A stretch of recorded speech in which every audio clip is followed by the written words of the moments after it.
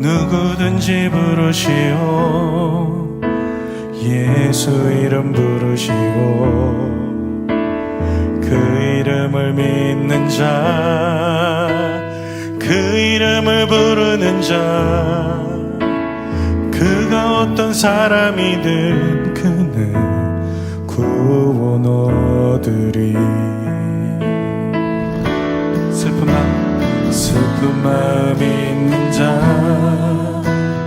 눈과 영혼 병든 자, 누구든지 부르시오. 예수 이름 부르시오. 그 이름을 믿는 자, 그 이름을 부르는 자, 그가 어떤 사람이든 그는 구원 얻으리.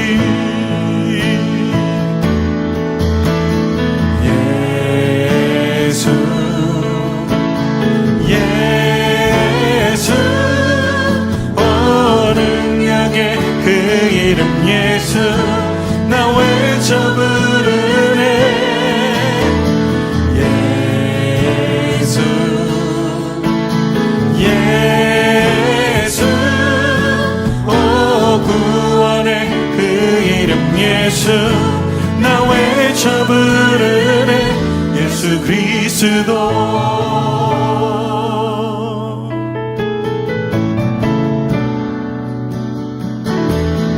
은과 금 내게 없으나 나 가진 것 너에게 주니. 능력의 이름 예수라. 그 이름을 붙드시오. 그 이름을 믿는 자, 그 이름을 외치는 자, 그가 어떤 사람이든 그는 주의 영광 보리라. 예수 예수 오 능력의 그 이름 예수 나 외쳐 부르네. 예수 예수 오 구원의 그 이름 예수 나 외쳐 부르네. 예수 그리스도.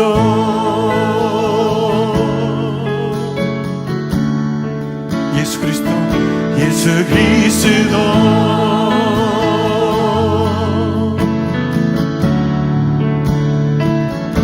예수 그리스도.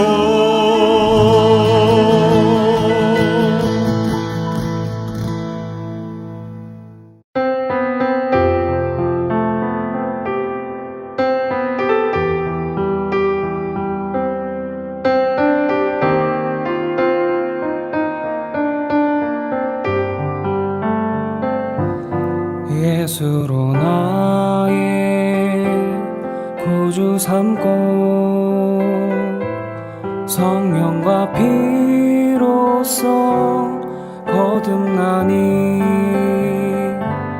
이 세상에서 내 영혼이 하늘의 영광 누리로다.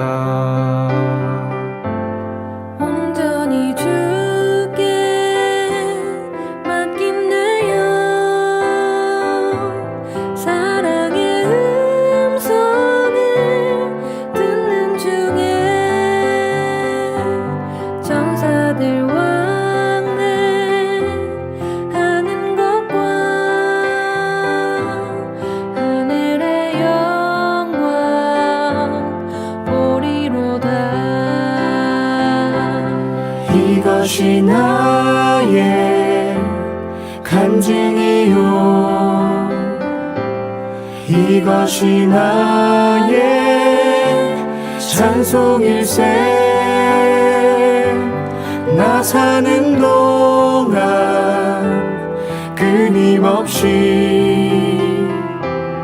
구주를 찬송하리로다.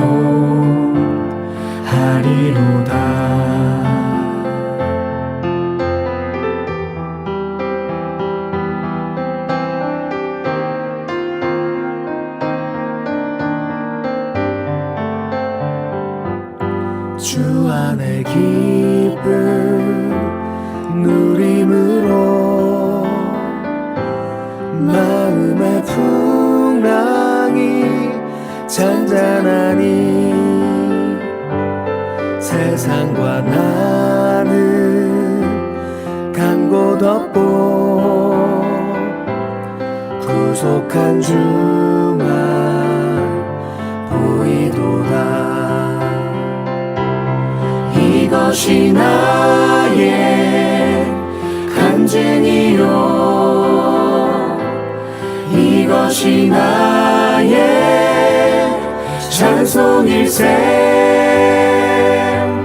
나 사는 동안 끊임없이 구주를 찬송하리로다. 이것이 나의 간증이요 이것이 나의 찬송일세. 나 사는 동안 끊임없이 구주를 찬송하리로다.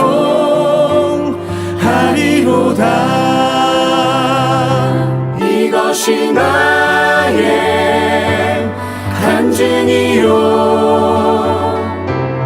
이것이 나의 찬송일세.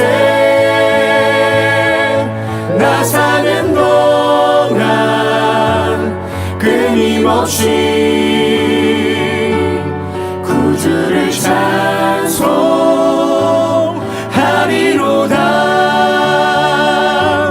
구주를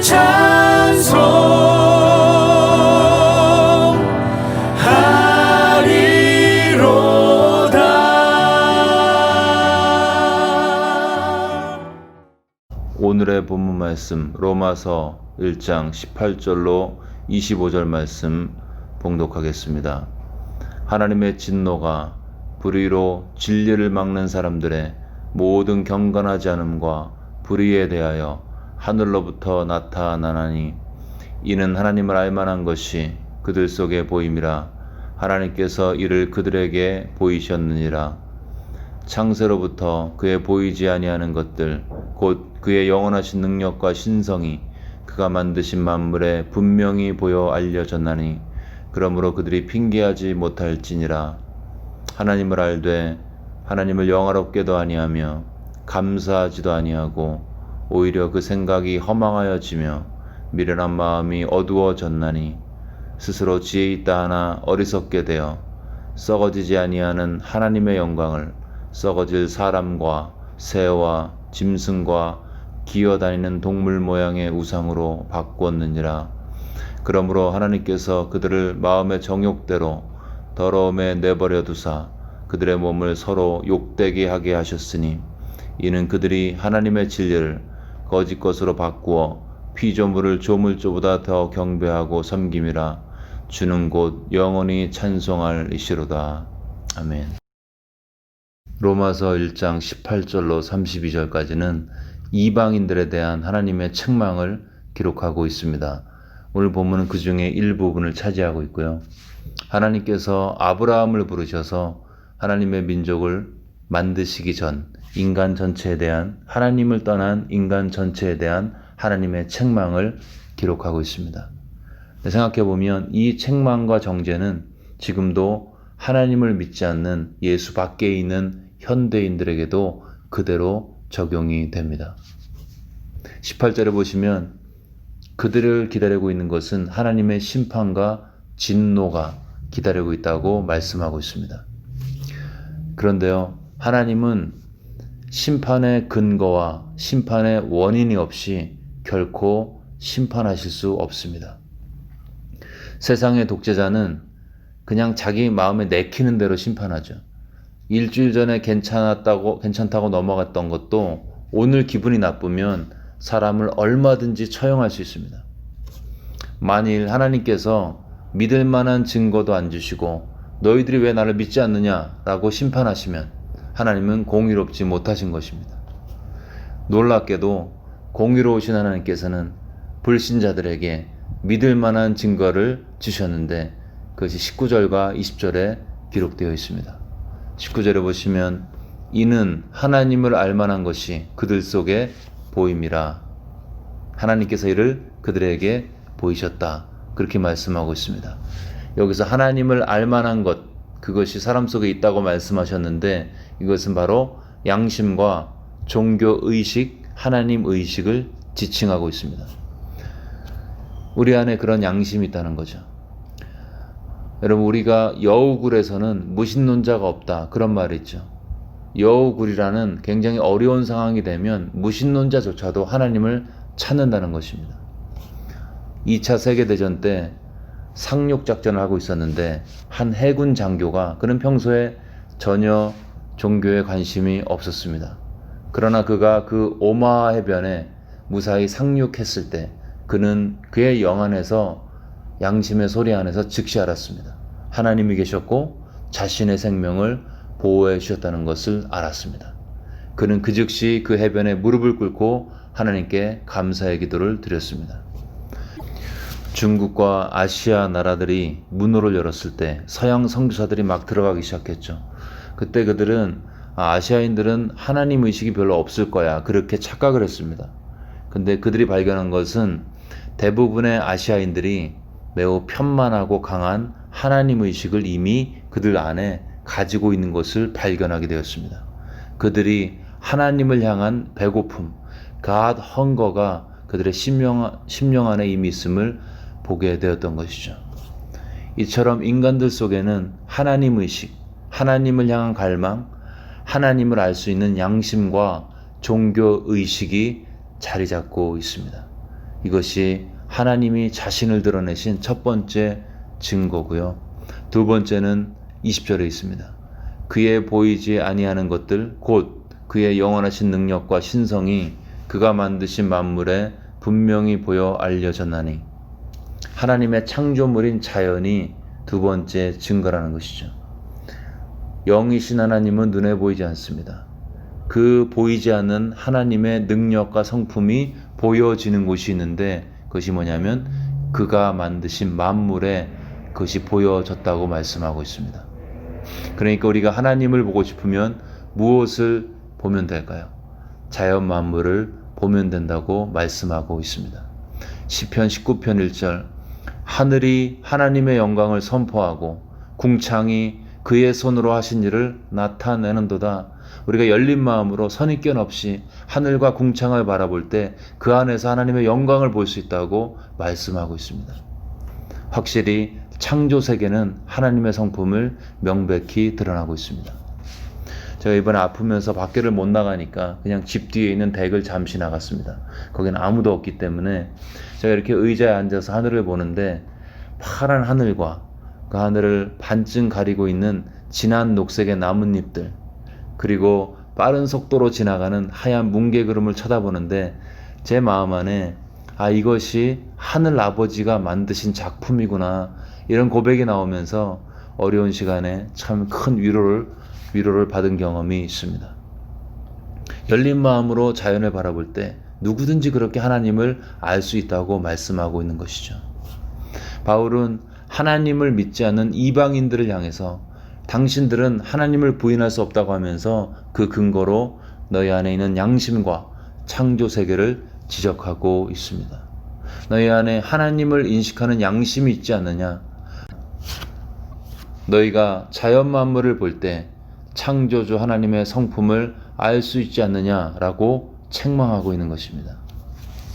그러면서 21절부터 쭉 이어서 이렇게 하나님을 알 수 있음에도 불구하고 하나님을 버리고 사람과 새와 짐승과 기어다니는 동물 모양의 우상을 섬기고 있다고 불신자들을 진단하고 있습니다.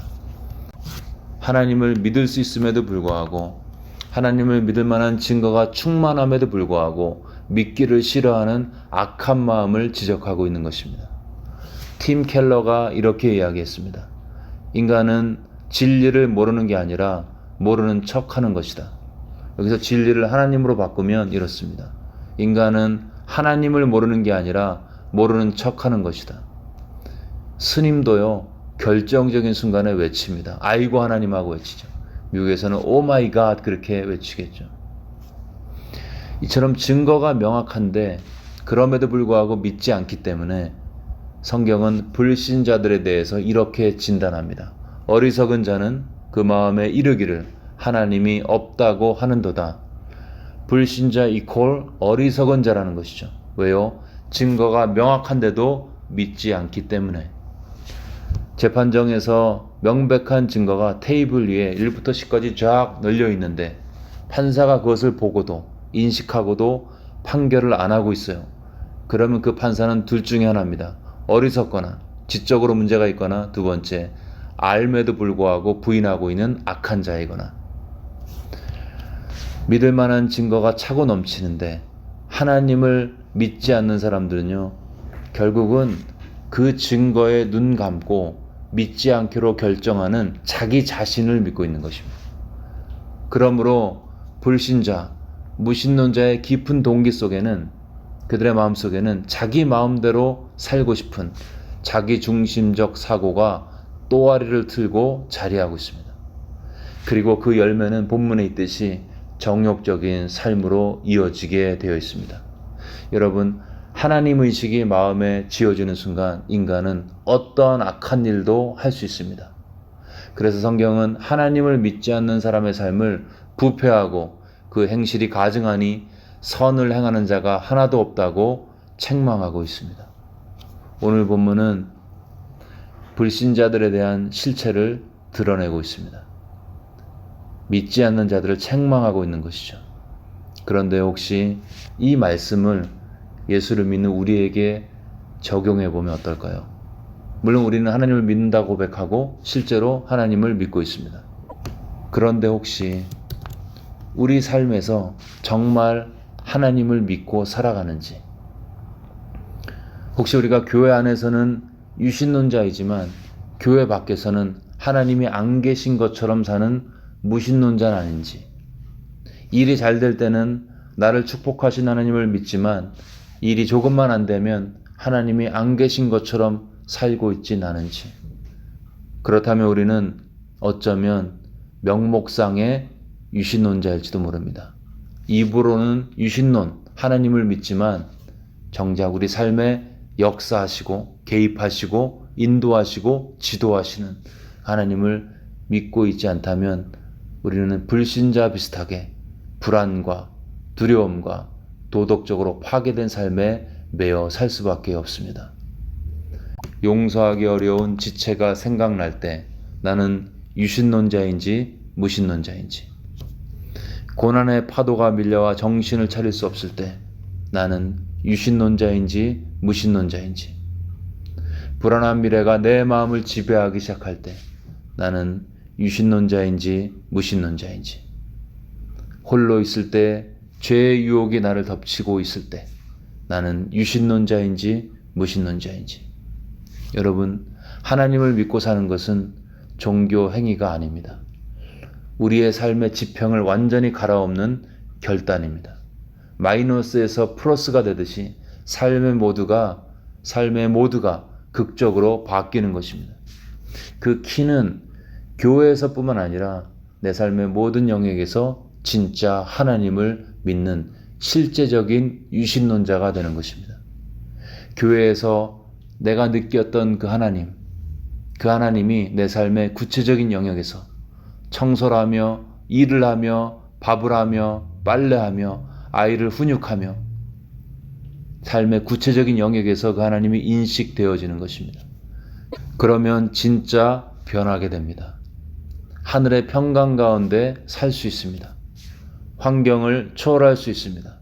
왜냐하면 프랭크 르박의 고백처럼 고난과 안위, suffering과 comfort, 이 두 가지는 하나님께 완전히 바쳐진 사람에게는 큰 차이가 없기 때문입니다.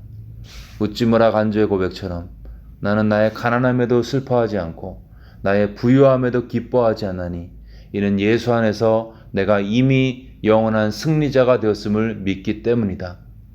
바울의 고백처럼 내가 비천에 처할 줄도 알고 풍부에 처할 줄도 알아 모든 일 곧 배고픔과 풍부와 궁핍에도 처할 줄 아는 일체의 비결을 배웠노라 라고 고백할 수 있습니다. 프랭크 르박, 우찌무라 간조, 바울, 이들은 공히 진짜 하나님을 삶의 모든 영역 가운데서 믿었고 놀라운 축복을 누렸습니다. 환경에 좌우되지 않은 참된 안식, 그 비결은 하나님을 믿는 것입니다.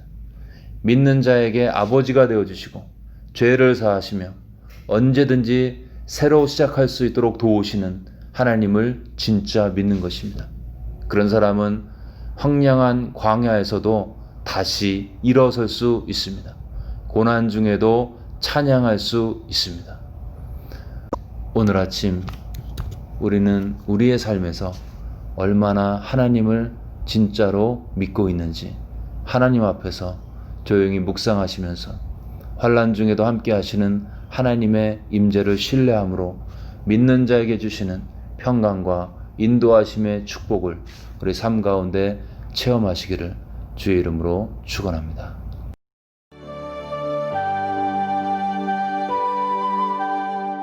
이 시간 들은 말씀 붙들고 함께 기도하겠습니다.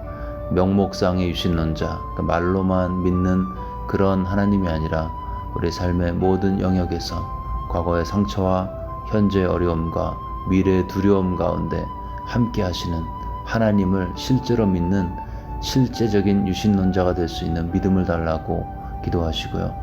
그러한 믿음 안에서 사랑과 능력의 하나님을 내가 실제로 체험할 수 있도록 주신 은혜 가지고 환난을 이길 수 있도록 최후 승리를 주시는 주님을 신뢰할 수 있도록 그래서 평강 가운데 이 어려움을 이겨나가도록 믿음을 달라고 들은 말씀 마음에 새기면서 간절히 기도하겠습니다.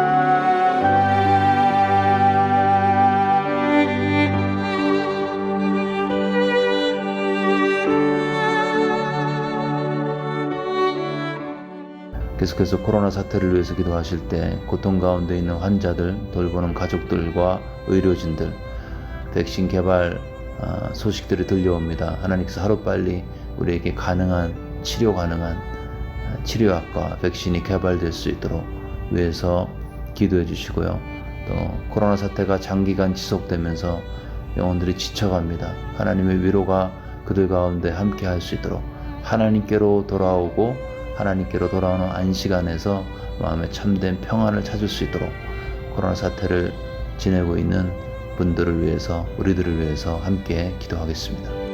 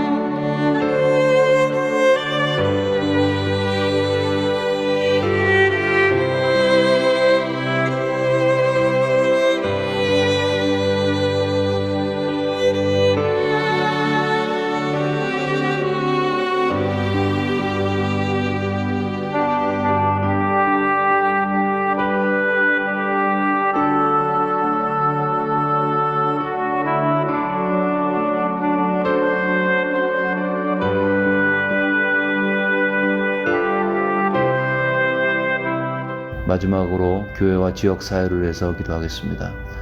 아직 코로나의 질병 가운데 있는 확진자들 위해서, 우리 식구들을 위해서 기도해 주시고요.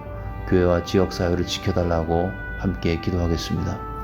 아픈 환자들, 여러 모양의 고통 가운데 있는 분들 찾아가 주시고 치유해 달라고 우리 예수의 이름으로 간절히 기도하겠습니다. 또한 이렇게 여러 가지 환난 가운데 심령이 가난한 영혼들 안에 하나님의 복음이 믿어지는 그런 부흥이 일어날 수 있도록, 그렇게 교회가 쓰임받을 수 있도록 도와달라고 교회와 지역사회를 위해서 함께 기도하겠습니다.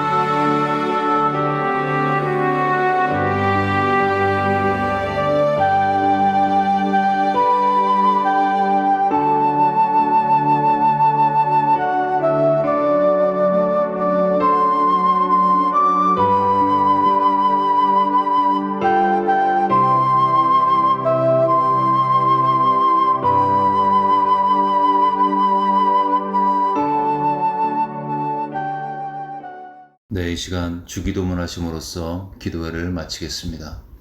하늘에 계신 우리 아버지여, 이름이 거룩히 여김을 받으시오며 나라가 임하옵시며 뜻이 하늘에서 이루어진 것 같이 땅에서도 이루어지이다. 오늘날 우리에게 일용할 양식을 주시옵고 우리가 우리에게 죄 지은 자를 사하여 준 것 같이 우리의 죄를 사하여 주시옵고 우리를 시험에 들게 하지 마시옵고 다만 악에서 구하시옵소서. 나라와 권세와 영광이 아버지께 영원히 싸움나이다. 아멘.